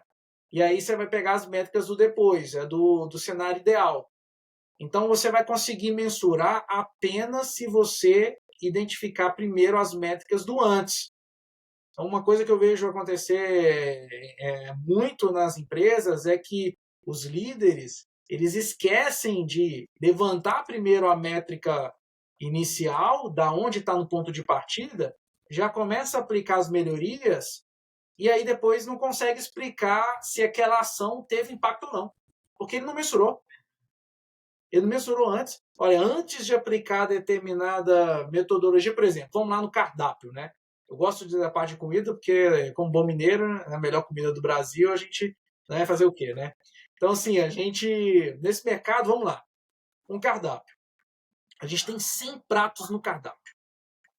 Cara, quando a gente está com fome, essa busca pelo prato se torna mais complexa ainda, porque a gente está com fome. A gente quer escolher rápido, a gente quer comer, né? E aí vem aquele tanto de opção. Aí eu demoro para pedir, aí eu vou impedir. Cara, isso acontece comigo quando eu vou no Madeiro, tá? Vou dar um exemplo. Eu tô lá, tem aquele tanto de prato lá no à la carte, almôndega com não sei o quê, filé mignon com molho não sei o quê. Cara, eu vou lendo, e no final o que eu faço? Eu pego um sanduíche no Madeiro. Eu sempre faço isso, não sei porquê. Mas eu vou no certo ali, entendeu? Eu vou no certinho. Cara, eu sei que eu não erro se eu pedir o sanduíche. Os outros pratos eu não tenho certeza, mas eu tô com fome e eu acabo caindo ali. Só que eu tô pedindo muito aquele determinado produto. Eu vou e faço uma mudança no meu cardápio. Só que eu esqueci de mapear a quantidade de pedidos que saem das pessoas que estão, né, ali presentes. Qual é o produto que o prato que mais sai, que mais é solicitado, em qual momento e qual horário, etc. Aí eu vou lá no almoço e mudo o cardápio e tiro o sanduíche. Como eu não mensurei no passado que o sanduíche era o que era o prato mais pedido do almoço, eu tinha o sanduíche, depois eu não entendo porque que minhas vendas caíram, porque a galera não está pedindo, porque a galera tem que ir embora. Eu não consigo mensurar, porque eu fiz um movimento dentro da minha companhia que eu não identifiquei antes como é que estava. Tá? Então, sugestão, e eu já fiz muito isso, tá? Então, estou te falando pela experiência prática. Quantas mudanças eu fiz sem mensurar o dado que era antes? E depois, para justificar, cara, que foi a mudança X, Y, Z, foi impossível. Foi, assim, um parto. Eu tinha que estar pesquisando, pensando. Então, assim, entendendo primeiro o cenário atual, qualquer mudança que você faz, fica mais fácil de você mensurar o impacto daquilo. Óbvio que para mensurar o impacto de qualquer coisa, aí já vamos para o lado da matemática, é preciso de ser calculável. Se for algo extremamente empírico, o resultado seu também vai ser empírico. Então você vai ter que ir pelo feeling. Feeling e dados precisam andar juntos. Só o feeling não adianta, mas só dado também não adianta. Então você precisa utilizar o feeling e os dados ali para a sua tomada de decisão. Então, assim, eu não diria que existe uma métrica única, uma forma única de mensurar as coisas, mas um método que facilita esse processo é identificar como está o cenário agora, depois daquela quando você fizer a mudança, metrifica aquela mudança de alguma forma, identifique quais são as métricas que você consegue extrair daquela mudança e aí faça de novo a mensuração e você vai ver se está indo para o caminho certo ou não. Agora, não quer dizer que você está tendo um resultado positivo, que você está indo para o caminho certo. E aí a gente esbarra nas questões de CSAT e NPS. Não quer dizer que você tem 95% de CSAT, que seus clientes são satisfeitos. Não quer dizer. Quer dizer que tem uma tendência da sua base de clientes ser satisfeita, até porque nem todos os seus clientes vão responder essa pesquisa de CSAT. Se 10% responder hoje é muito, né, pelas pesquisas de mercado. Então, assim, já é importante entender que é uma tendência. Então, todas essas métricas, hoje, pelo menos no contexto de experiência e sucesso do cliente, são termômetros. Não são o fim de nada. Agora, o maior indicador que você pode utilizar é o faturamento. Se você está faturando mais, se você está tendo o EBIT, está tendo lucro, de fato, no seu negócio, cara, você tá fazendo as coisas certas, porque nenhum negócio fatura e tem lucro se estiver fazendo algo errado. Isso é fato. Legal. Ô Marcos, hoje em dia tem um movimento muito grande. Eu vejo isso muito mais dentro do mercado de startup, até porque é um mercado que eu trafego muito, né? Porque eu estou nos eventos, faço parte aí de fundos de investimento, de Venture Builder, enfim, né? Eu tô dentro desse ecossistema já tem 12 anos já, então vivencio muito isso, mas se fala muito na criação de comunidade no entorno da empresa, né? Eu entendo que a comunidade ela só é formada se você tiver os defensores da marca, né? Porque senão você não se cria uma comunidade, né? Senão você tem meia dúzia de gato pingado ali e pronto. Como é que você vê essa criação de comunidade para as empresas mais tradicionais, assim? Você acha que é possível criar comunidade, que é benéfico, que é possível? Enfim, queria discorrer um pouquinho sobre isso, porque talvez esse não seja um assunto tão latente nas empresas tradicionais, mas como é uma coisa muito forte, muito falada no dia a dia dentro do mercado de startup, em algum momento isso vai trafegar para a empresa tradicional, né? Porque primeiro a gente vê na startup, porque é pequeno, é rápido, as coisas acontecem de forma muito dinâmica e tal, e depois a gente vê as empresas mais tradicionais utilizando de algumas coisas que nasceram na startup, elas acabam usando para ela. Eu acho que essas comunidades vão acabar migrando também. Queria entender o que você acha um pouquinho dessa parte de comunidade e como é que uma empresa tradicional poderia utilizar disso para poder ter esses defensores ali e tal. Legal, legal. Bom, sobre comunidade, o primeiro aspecto que eu avaliaria é, de novo, qual é o seu segmento de mercado? Você está atuando no mercado de varejo, você está atuando no mercado enterprise, corporativo, porque o conceito de comunidade ele vai ser diferente de acordo com o seu segmento de mercado. Então, muitas das empresas que se falam hoje em comunidade, está falando do mercado de massa, né? Mercado de consumidores finais. Então, é mais fácil você ver o desenvolvimento dessas comunidades. Principalmente, por exemplo, vamos pensar nos seguidores em redes sociais. Querendo ou não, os seguidores se transformam em uma comunidade, né? E aí aquilo começa a criar uma proporção muito grande. Tem pessoas que amam, tem pessoas que odeiam, né? Ali os seus influencers. Mas o ponto importante é, primeiro, faz sentido para o seu negócio você criar e desenvolver uma comunidade? Se sim, o que isso significa para você? Porque, de novo, pegar um conceito de mercado só porque é um conceito ou as pessoas estão falando, não significa necessariamente que é para você ou que é bom para você ou não. Tá? Eu penso dessa forma. Tá? O segundo aspecto que é importante analisar é que já que as comunidades são diferentes por cada segmento, vamos pensar na indústria, no modelo tradicional. Hoje se fala muito no ESG, né? O conceito de gestão de ambiental, governança e sustentabilidade corporativa, lei de proteção geral de dados pessoais. Então tem algumas coisas bem hypes hoje no mercado que está desenvolvendo, mas nem todas as empresas estão preocupadas porque não conseguiu ver o retorno disso em curto e médio prazo. Né? Então a tendência das empresas talvez investir em coisas que dêem resultado mais rápido, né, naquele momento ali.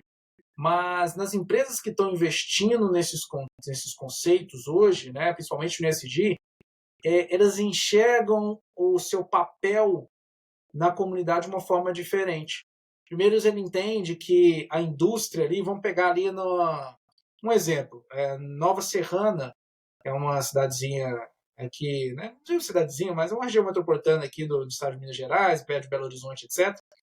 É famosa por produzir calçados. Né? Só que normalmente essas empresas elas são instaladas num ambiente mais de interior, onde não tem muitos negócios, mas aí se instala uma indústria. E aí as pessoas começam a pensar, cara, qual é o meu impacto, qual é o impacto da minha existência nesse local? É o que acontece com fábricas de carro, montadoras, ou qualquer outro tipo de indústria, etc. E as pessoas começam a refletir sobre isso. Então elas começam a se ver parte do mundo em que elas estão ajudando a construir. Como é o papel delas na sociedade? Qual é o impacto no local dela, físico, que ela está estabelecido? Ou seja, ela tem um papel social ali porque ela emprega várias famílias daquela região. Então, o fato dela não dar certo significa que as pessoas daquela região também não vão prosperar, não vão dar certo, e aquela cidade não vai crescer, logo ela não vai ter tanto incentivo de investimento do governo, empresários não vão lá construir empresas, não vai fomentar. Então é um ciclo, é uma coisa muito maior do que o simples fato de criar uma comunidade. Talvez é entender o seu impacto no contexto em que você está inserido. Então, quando essas empresas começam a olhar esse contexto de que ajuda, né, a trazer vamos dizer, esse zoom out, sair, né, um pouquinho daquele quadrado e ir para um espaço maior, é compreender qual é o seu papel dentro da sociedade ou dentro do mundo que você vive. Né? A partir daquele momento, você consegue entender como você impacta as pessoas, como você impacta a indústria, como você impacta os negócios e fomenta o mercado, e aí você começa a construir aquela comunidade. Eu já cansei de ver nos interiores aqui de Minas Gerais empresas extremamente famosas assim, 90% da população daquela cidade trabalha naquela empresa. Se a empresa sai daquele local, ela vai gerar um buraco muito grande na sociedade. Logo, de forma até, vamos dizer assim, não tão intencional, a pessoa defende a empresa. Porque faz parte do dia a dia dela ali. Essa empresa ajuda a botar comida na mesa dela. Não é porque talvez ela é tão apaixonada, mas o senso de comunidade ele é desenvolvido aí. Então, por isso que eu falei que é importante ter um cuidado e entender primeiro o que é comunidade para você.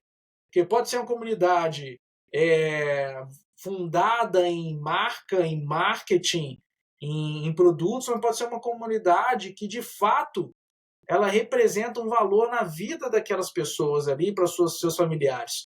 Como isso está inserido no contexto.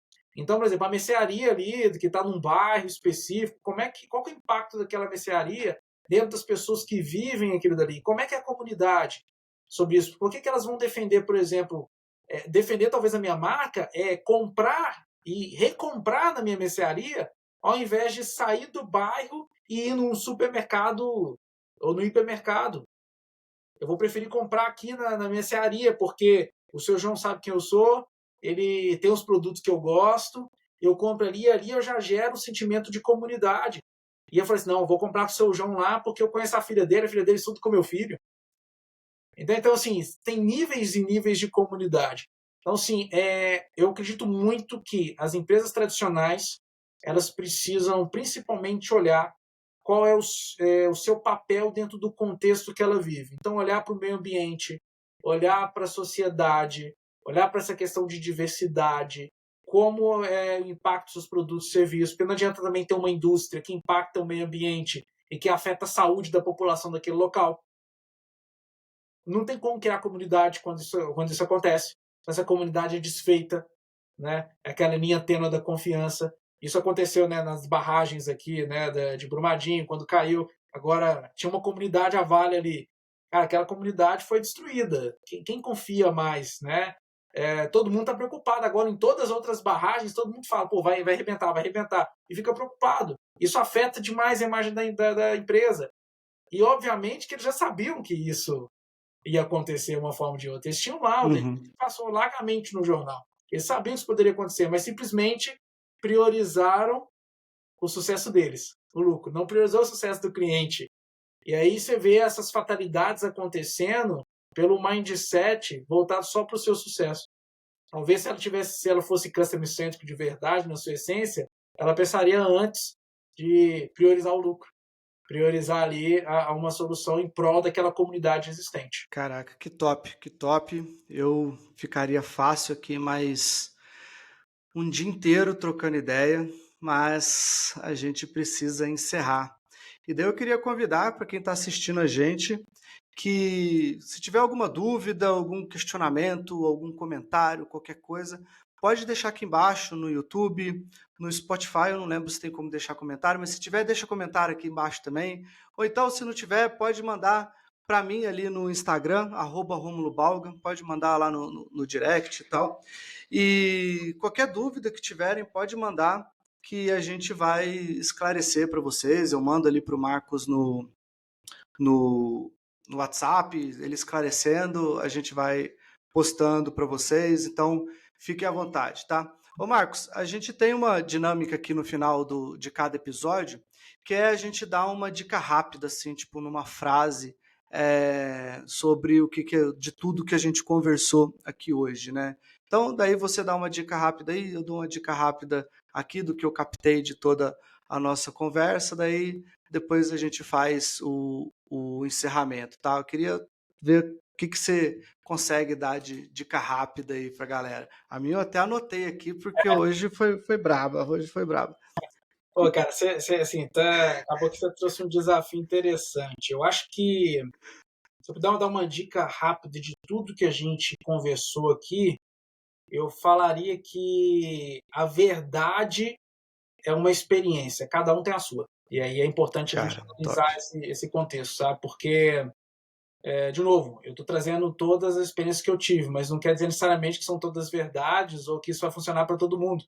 Cada um vai ter a sua experiência e acho que todas as pessoas têm que confiar mais na sua intuição e entender aquilo que está acontecendo. Então, cada um vai ter a sua verdade, mas todas elas são experiências de vida mesmo. Legal. A dica que eu tenho foi uma parada que você falou, que foi um negócio que marcou demais, assim. A primeira vez que você falou, depois você falou ela depois várias vezes, assim. Isso é legal porque fixa na cabeça de todo mundo.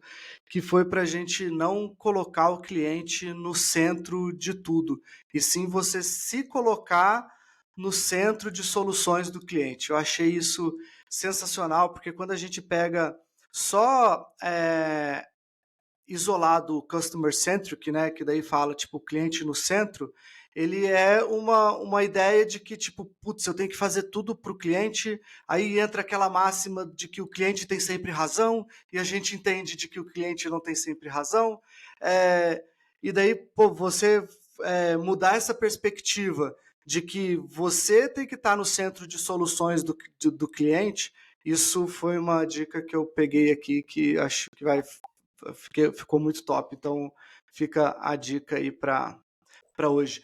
E Marcos, se a galera quiser saber mais sobre a sua consultoria, quiser te encontrar aí nas redes sociais, mandar e-mail, sinal de fumaça, enfim, como é que eles te encontram aí? Maravilha. Bom, nas redes sociais é só procurar por Marcos Dias Júnior. O Marcos é com U, tá? É normal essa confusão. Sou mais ativo no LinkedIn, fiquem extremamente à vontade ali para mandar mensagens. No Instagram também é o mesmo nome, você consegue confiar ali. E o site da CX Project é cxproject.co. É .co mesmo, tá, pessoal? Não é .com, não. Fica à vontade ali para entrar em contato. E só te agradecer pela oportunidade aí de poder compartilhar um pouquinho. Essa troca foi muito positiva, foi desafiador algumas perguntas ali, da gente não tem roteiro, né? Como não tem roteiro, A gente vai trocando ideia aqui. mas foi excelente, cara. E estou à disposição. Beleza, brigadão, Marcos, pelo convite. Queria falar para todo mundo que o podcast Max Talk, ele fica disponível no YouTube e no Spotify toda quarta-feira, às 5h30 da tarde, ele entra no ar. Né? A gente faz ele sempre gravado para poder trazer o melhor conteúdo para vocês. Então fiquem ligados aí nesses dois canais de divulgação, além das nossas redes sociais, né? A rede social ali do Instagram, da Maxbot, @maxbot.com.br, as minhas, Rômulo Balga, @Rômulo Balga, tanto no Instagram quanto no LinkedIn, também posto bastante conteúdo lá no LinkedIn sobre atendimento ao cliente. Então, Marcos, mais uma vez, cara, muito obrigado. Valeu, galera que está ouvindo aí. Até a próxima semana. Falou, tchau.